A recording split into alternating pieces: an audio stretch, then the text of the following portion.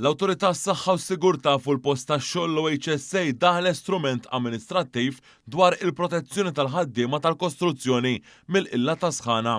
Dan kien possibbli wara bdil fil-liġi li tat aktar saħħa lill-istess awtorità. Fi stqarrija l-awtorità qalet li miżuri f'dan l-istrument għandhom lan li joffru protezzjoni lil dawn it-tip ta' ħaddiema, inkluż biex ma jkunx hemm xemx diretta u għal-espożizzjoni diretta tar-raġġi UV. Fost oħrajn, l-impjegaturi fil-kostruzzjoni għandhom joffru ammont neċessarju ta' ilma biex il-ħaddiema tagħhom iżommu irwieħhom idrattati, jippermettu numru ta' pawżiet u jipprovdu shelters biex fejn jista' jkun ikollhom nuqqas ta' espożizzjoni diretta għar-ranġi tax-xemx. Kundizzjonijiet oħrajn jinkludu li jingħata sunscreen lil ħaddiema li wkoll jiġu inkoraġġjati jilbsu ħwejjeġ irqaq u l-biss protettiv kontra x-xemx. Intqal li meta it-temperatura tilħaq jew sansitra taqbeż l-40 grad Celsius, is-supervisor tal-proġett għandu jassigura li tali kundizzjonijiet qed jiġu rispettati fuq is-siti taħt ir-responsabbiltà tagħhom.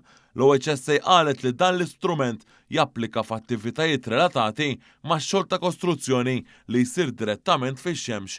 Bil-kap eżekuttiv tal-awtorità, Ġosien Kutajjar, tispjega l-kollaborazzjoni li kien hemm biex iddaħlet fis-seħħ. B'azzjoni f'kollaborazzjoni mal-imsieħba ta' dan is-settur b'riskju tant għoli, stajna issa noħorġu b'sett ta' regolamenti definittivi konkreti kif issalvagwardjaw dawn il-ħaddiema f'dan it-temp estrem.